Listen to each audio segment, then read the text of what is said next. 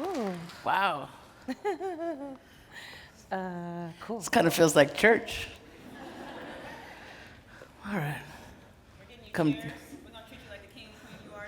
Don't worry. Okay, all right. Go ahead. Well, thank you. Thank you. That's a nice chair. It's very artsy. Funny you should say that. Test, test. Whoa. Yo, Garza family, how y'all doing? What's good? My name is Chinaka Hodge. We go way, way back. I'm gonna try and pretend like we don't know each other for a little bit. My first question for you to launch your conversation is one that is deep-seated within me, and I wanted to ask you for as long as I've known y'all. And my question is, how did you know that the other person's work was worth investing your life into? Dang. I ended a sentence with a preposition. It's not entirely appropriate, but you know what I mean. You know what I'm saying? Oh. Whoa. I see you sipping water like I'm going to start.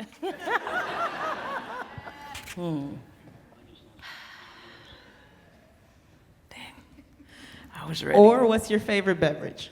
No, that was a Either way. good question. Totally. What you think? You want to kick it off? Sure. I mean, there's the way, way back when we first met, and we were in an organizing training program together 13 years ago plus. What was the name of it? Oh, I believe Soul, the School of Unity and Liberation. Yeah. Might be somewhere. Soul is one of our YBCA 100 list Shout makers out. this year. Yee. Totally. Shout out to Soul. And so I remember you coming on in the program and being like, this is the most incredible organizer I've ever seen. And then I remember we paired you with the weakest link, and you were still very successful. But I think now in the context of this conversation, something we talk a lot about is the synergy between our work. And I work to both build community organizations' capacity to work with young people and adults that are in the criminal justice and juvenile justice systems. But to do that, I have to work inside systems and find target populations that they're willing to de-incarcerate, or that we basically force them to. And I think as part of the understanding of what has been the volcanic shift in the world and in the sector that I work in, we were able to do so much. We could drop detention populations by 30 or 50%. But these system stakeholders still, their definitions of success were tempered with ideas of we've done enough, right? Or what more do you want us to do? You just got 60 kids out of detention, aren't you happy?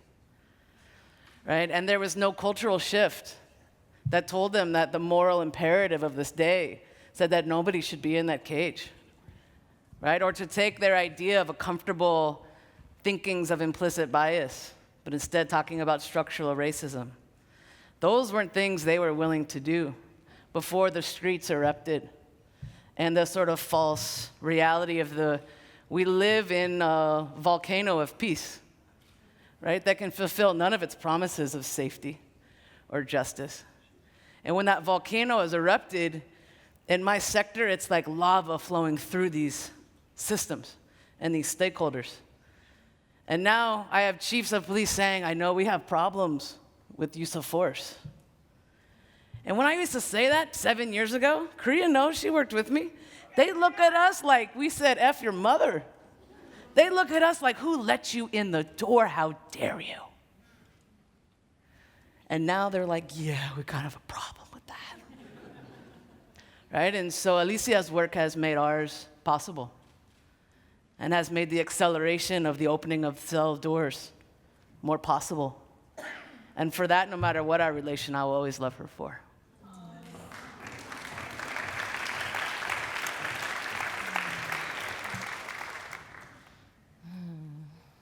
So, I gotta follow that?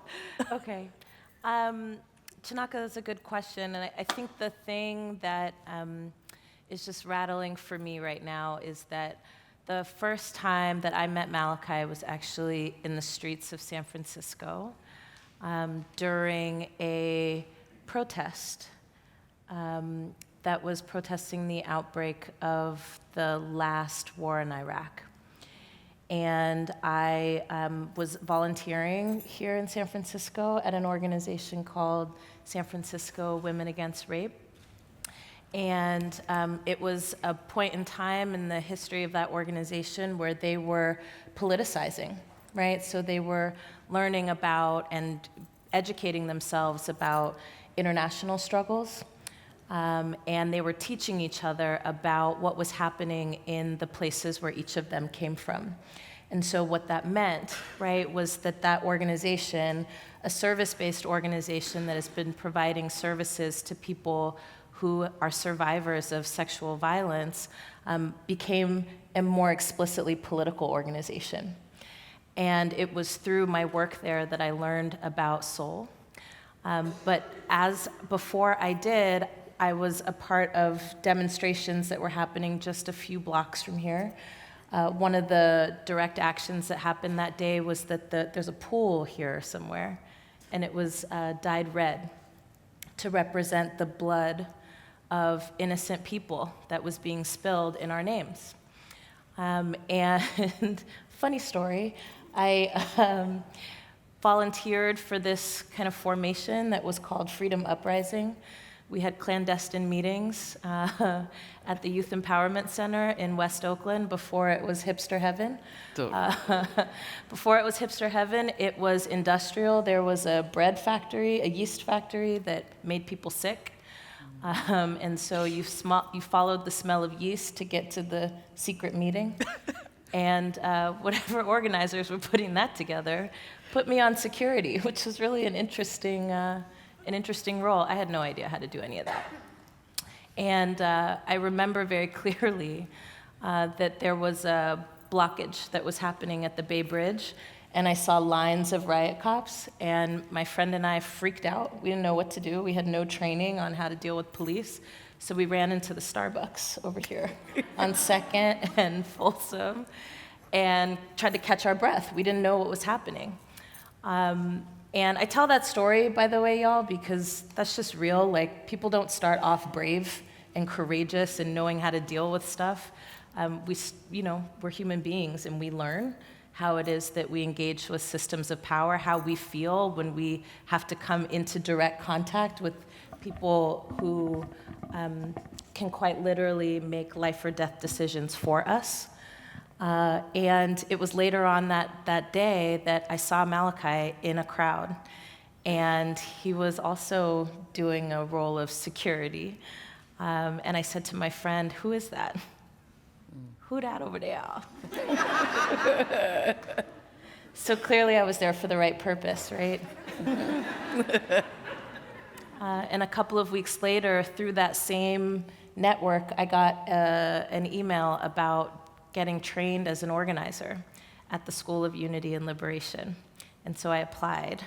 And when I showed up for my interview, the person who was supposed to interview me wasn't there yet. Oh, man. It was 40 minutes late.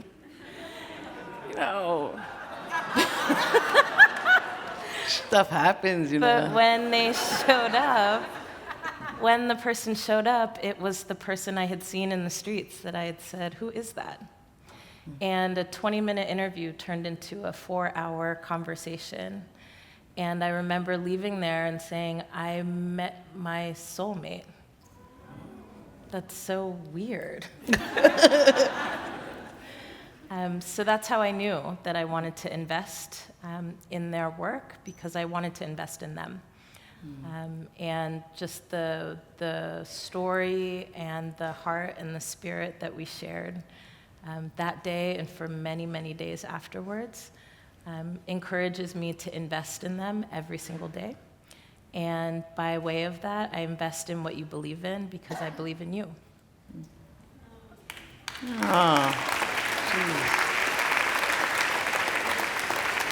That was a good one. That was a good one. All right, bring it on. What's up? Next question.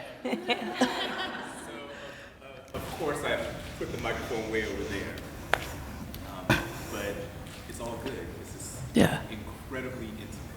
And one of the reasons why we asked you to come through is because change work, justice work is rarely seen as intimate practice.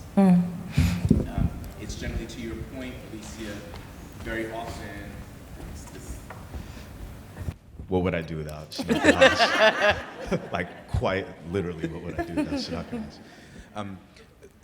Yeah, you know, to your point, very often we say,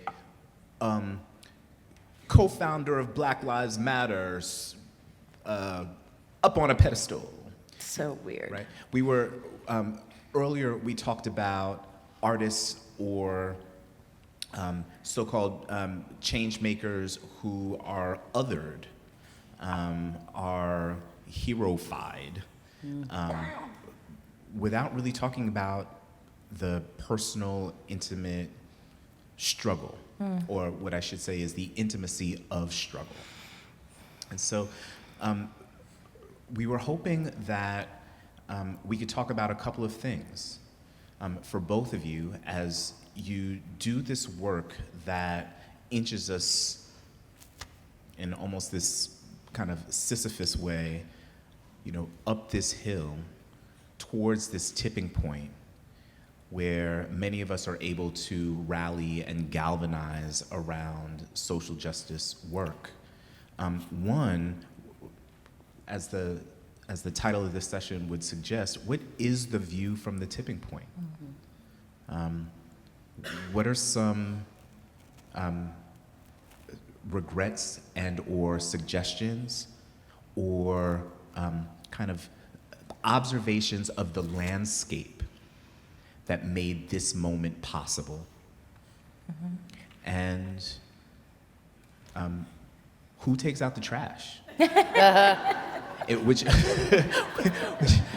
Which is to say, how do you balance making love and making change? Wow. I knew it. Yes, baby. I knew it. I was like, Bamuti's gonna come with those real questions. Questions, man. I'm like, I feel like I need to go sit on top of a mountain and like meditate. So I'll start. I mean, the question of what is the view from the tipping point? You know, people often ask, like, how does it feel to have started a movement? And I'm like, oh, that's like the wrong question, right? Because we didn't start this. We didn't. I mean, this time in history that we are a part of was actually here many times before us. And we have the incredible fortune of being at a particular apex in history where people are paying attention to something that's been happening for a really long time. But as Malachi will tell you, this moment isn't the first time that people invested themselves in saving lives, right? This is not the first moment that people invested themselves in investing in what could be our highest potential as a community. And so we didn't start this, right? We had an idea whose time had come, and we ran for it. And quite literally, for me personally, it's amazing to think that a moment of anguish that came to the surface as a result of rage that always bubbles underneath, created space for other people to bring their deepest desires to the surface too. And so if there's anything to be credited for, it's like just being courageous, and then everybody should be honored for being courageous, for stepping up, for acknowledging that Black lives do matter, for fighting for that, and for grappling and wrestling with that, because it's an idea that even though the time was long overdue, it's an idea that people are really uncomfortable with. It's something so simple and basic, but it's something that people are really uncomfortable with. And so there's a way in which some of us came into this work after Rodney King was beaten on television. Some of us came into this work after Amadou Diallo was shot 41 times. Some of us came into this work when Oscar Grant was murdered just 3 blocks from where we live. Some of us came into this work when a 17-year-old child named Trayvon Martin was murdered in his own community. Others of us came into this work when Brandy Martell was murdered in Oakland. Still others of us came into this work when Renisha McBride was shot in the face on a porch in Dearborn, Michigan. But the point is that we're all here, right? So we didn't start this. And that is the view from here, is the way in which this incredible historic moment has been consumed both as a call to action, as an inspiration, and also as a brand and something that people want to buy, they want to get next to because it's sexy, it's the thing to talk about. Black is now in a way that it was not, right? There's something in that that is powerful and terrifying to watch. As somebody who I feel like I've been preparing for this moment for a really long time, it's super strange to be in this position of watching myself transform, watching other people and the world transform, and also seeing the same stuff happen, right, simultaneously.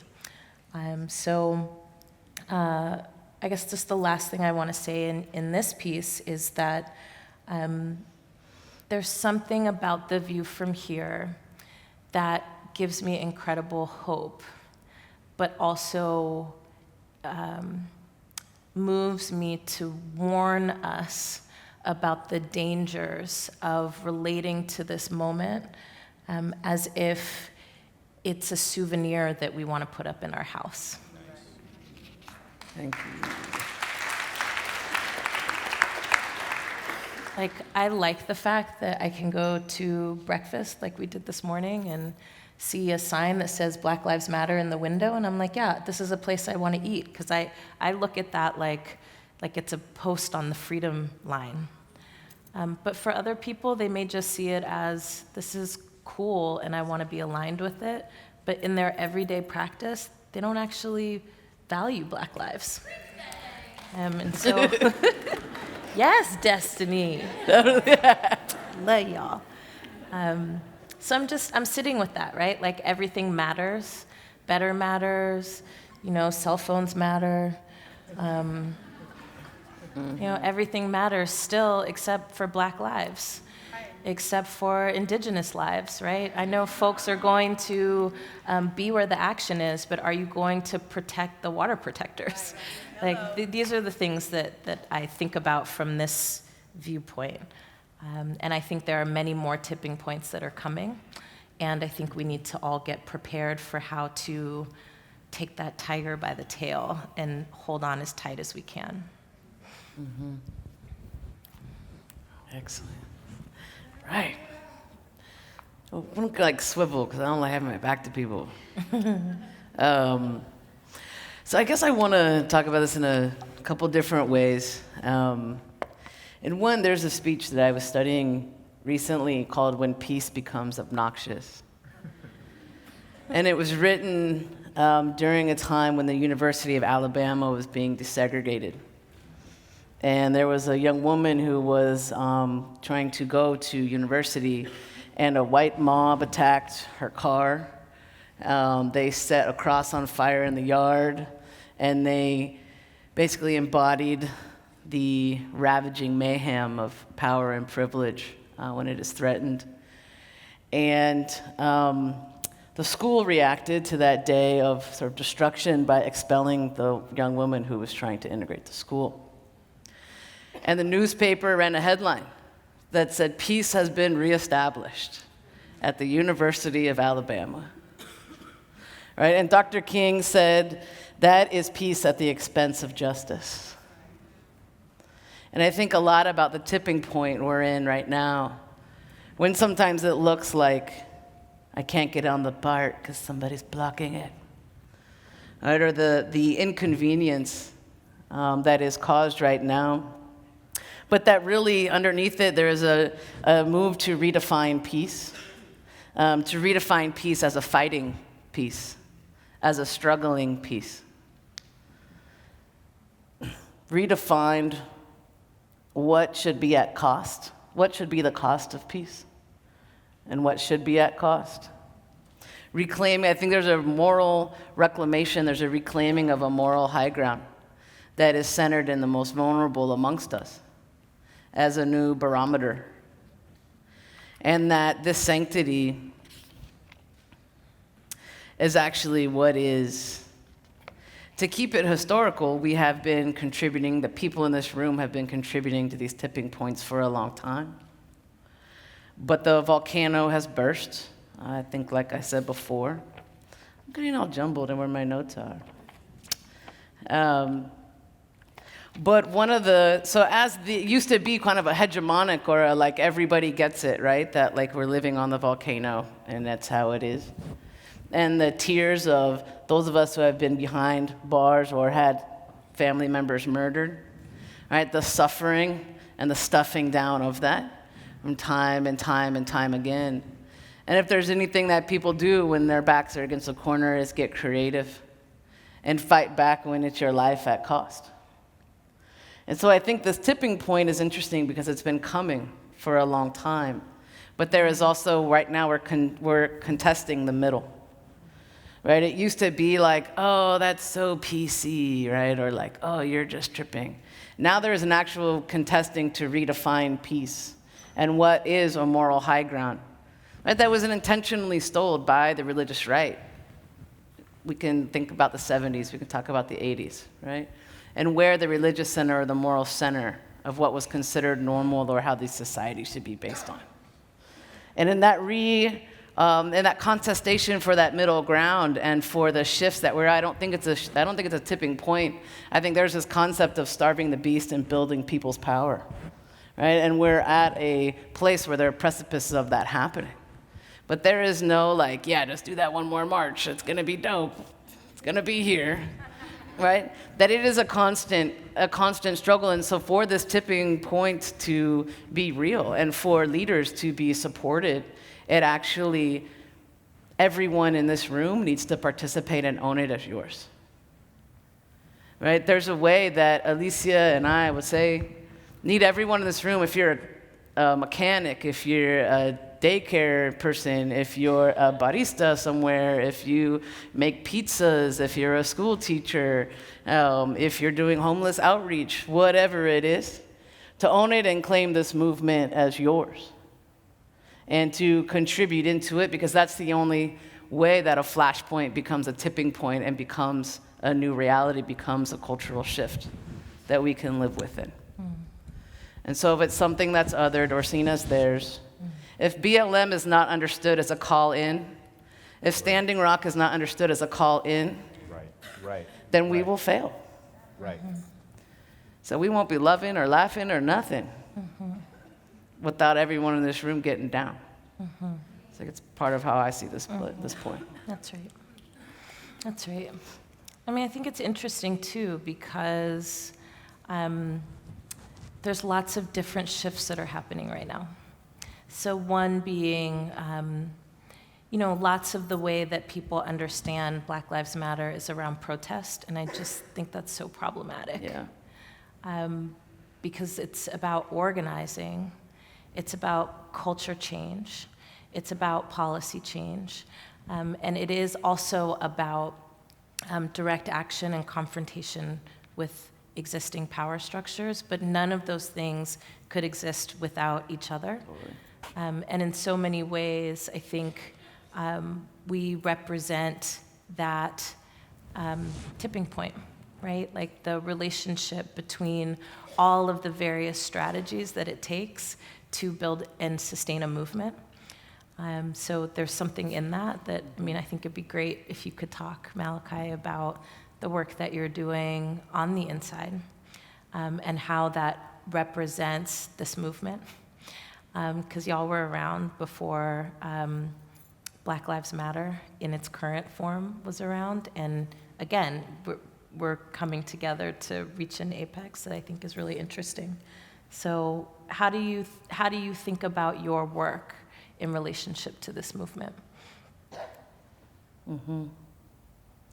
It's interesting because, and I want to speak to that, but there's some things we were talking about as important sort of interpersonal concepts, like not throwing people away and not just wanting to be so comfortable and being like, I can't work with you. I've been radically transformed as a spiritual being through working in the last 10 years at a place that asked, I would say us, to come into contact with police officers and probation chiefs and judges and not just smile or act respectfully to them or get over our own traumas so that we can look them in the face, but be consultants and tell them what they're going to do. Right? And I think about the purity politics of, I won't work with them because they called me the wrong pronoun, or like they pulled together this thing and it totally was effed up and didn't work, so like they obviously don't know what they're doing. All right, and then I think about all of the lives that we live in, if we're living here, especially in the US, and we're operating within and carrying out all of these systems that we're a part of every day. And many of us try to run the other way on the escalator, right, when we're on these like moving paths that this society is built on. But that it's radically transforming to have to spend years finding the humanity of these people that I considered devilish. And realizing that for them to move, their spirits have to be touched and their humanity has to be tapped. And like the work I've done in Toledo the last 2 years, going there every freaking month, And I know that who it is that can cut the length of stay of all of those kids in detention is the probation chief. Who is it that can allow the parents to see their kids is the probation manager or line staff. So I have to sit with these people and talk with them. And the immense cultural shift that's been happening in the outside work has made it possible, and then I'll wrap up, I know we're getting low on time. But that I just was at a conference in Columbus, Ohio, and there was 300, 400 police, probation. They invited community this time, so there was like maybe 20 community people scattered amongst. It was like radical for them. And this lady got up, and she was talking about her work, and I had time after her, but she ended up hogging all the time. But it was so beautiful. I was so happy, not just because I didn't have to say much and, all that, but she said, for me, I now understand that to do community engagement, I have to go to the streets as an officer of the courts when there is a march. And I have to hold a sign and walk with people. And then when I come back to work and people say blue lives matter and all lives matter, I have to say, no, black lives matter. I was like, damn, I did the same thing. I was like, oh shit, it's on now, right? No way in God's green earth that would ever have been possible 5 years ago, right? The courage that she took, and that actually she needs to be the one to say that and speak to her peers. She needs to be the one to say, yeah, we gave $100,000 to that CBO because they should be the ones working with these youth, and it's not appropriate for us. Without that, we cannot starve the beast while people's power is being built. You can build dual power, but you're definitely going to face a stronger monster if you're not starving them while you build. Right? And so when people look at me like, oh, they ain't down because they work at Starbucks. I'd be like, you don't know nothing about the revolutionary potential. You don't know a damn thing.